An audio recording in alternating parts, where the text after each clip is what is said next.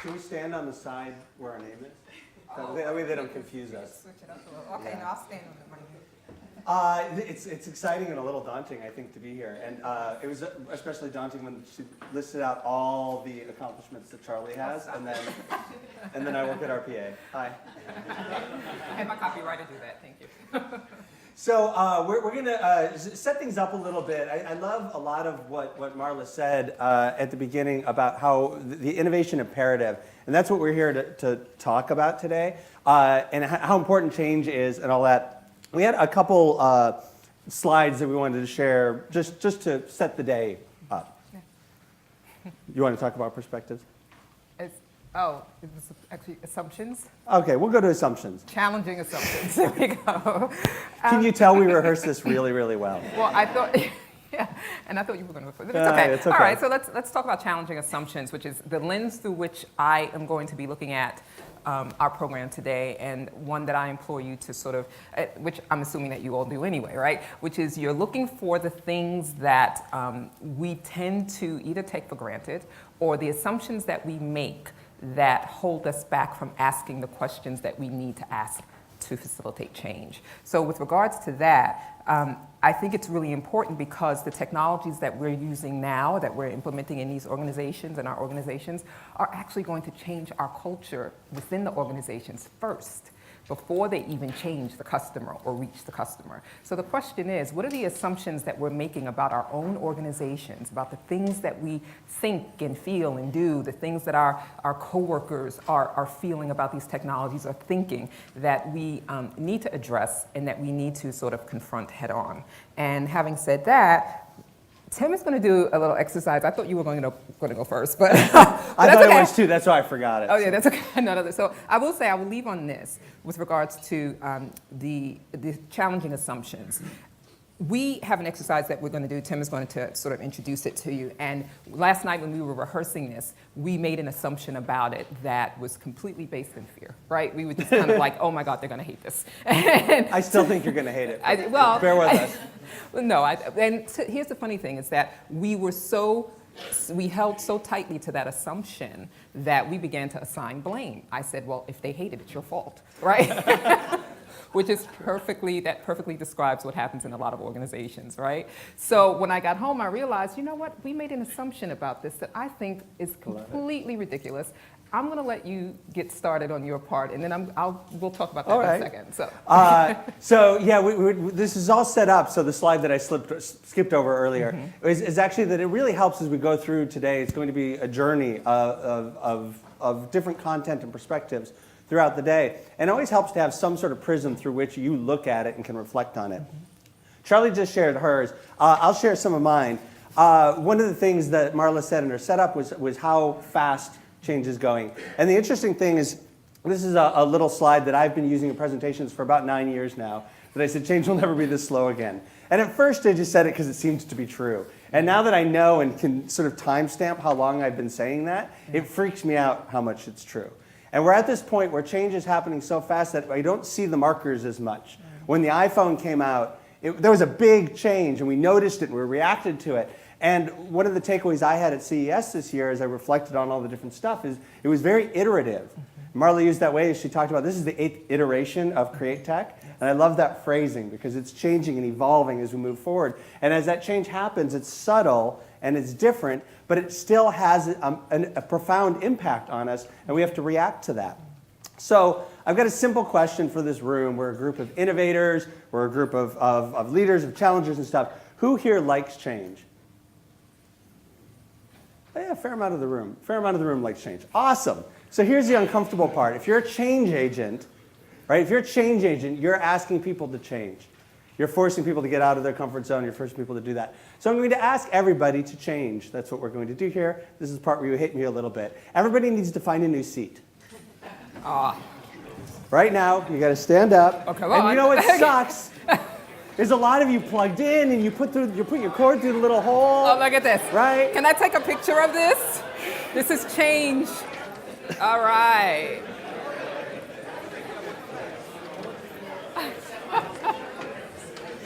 They're doing it. Right? Now imagine in an organization that's been doing something the same way for so many years, how long and how uncomfortable that is. Who's happier where they are now? Like 4 of you.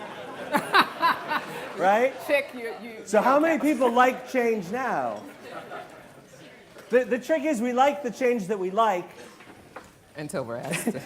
and we don't necessarily like the change that we don't like. But whatever the change is, it's disruptive, it's challenging, it's hard. It comes with complications like getting your cord outside of these little very handy holes that connect it to the power supply and all that, right? Exactly. Did you want to build on the thing what you were going to say? No? Yeah, which is really funny, which is great. I mean, again, I just want to see the show of hands of people who really liked that exercise.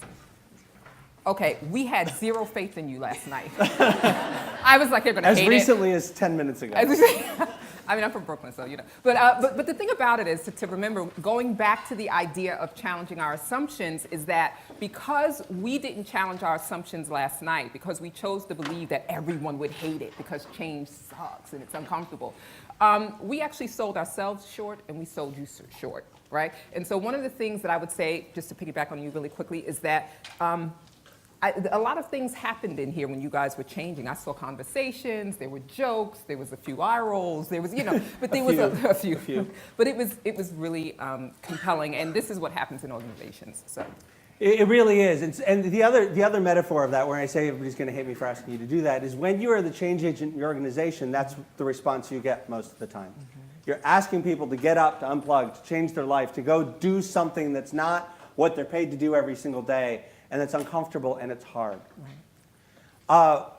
One of the other things that I want to talk about, though, is that change sometimes doesn't look like change, especially in this world where it's happening faster and faster and faster.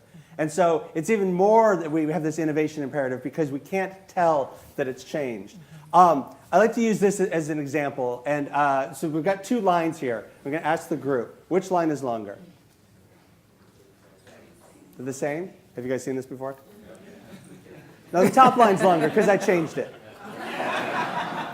Of course you've seen it before. It's like a trope that you drop this thing out. Right? So of course you've seen it before. And you think you know what the answer is because you've experienced something like it, except the change was it looked like something you've seen before, but it's not. And that's a lot of what we're dealing with, is we see things that seem like the same set of circumstances that we've experienced in the past, except something's changed about it. It means how we react to it needs to change. It means we need to ask more questions about it. In digital, we talk about frequently asked questions a lot.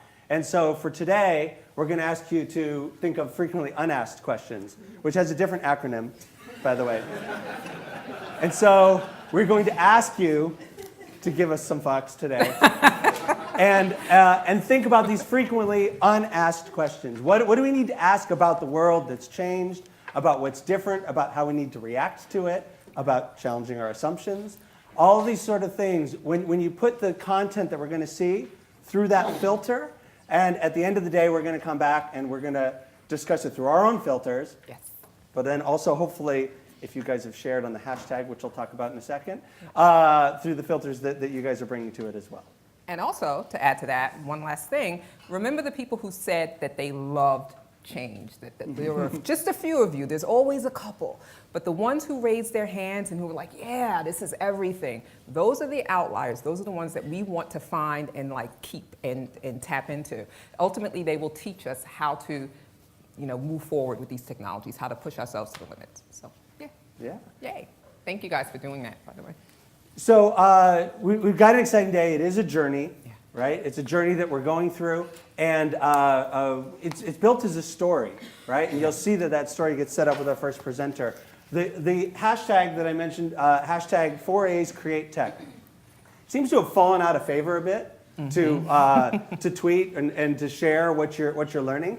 And I think it's a bit of a shame. Like if any of you remember conferences from 8 years ago, it was really cool because people would use the hashtag and they would share all the insights. And you could go back and follow that hashtag, and it was like Cliff Notes of all the different insights and reflections on the day. So we'll ask you to go back to that day and age. And if you hear something that's cool, if you see something, you take a picture or whatever, share it with that hashtag, hashtag 4A's CreateTech. And you guys got the Wi-Fi from earlier. You got the Wi-Fi? Oh, and one more thing, regarding asking questions. We definitely have built in, because again, this is storytelling and you're very much a part of the story. We will be leaving plenty of time for you guys to answer questions at the end of every panel, every discussion. So You feel have free to raise answer your them. hand. So, you can ask the questions, Yeah. it's okay. And we'll have mic runners, so I do have to say this. Please wait until the mic gets over to you. There's always that one person who's like, eh. So it'll be great. Feel free to question each other and question us and the speakers. Good? Good. Oh yeah, yeah, you can clap, that's cool.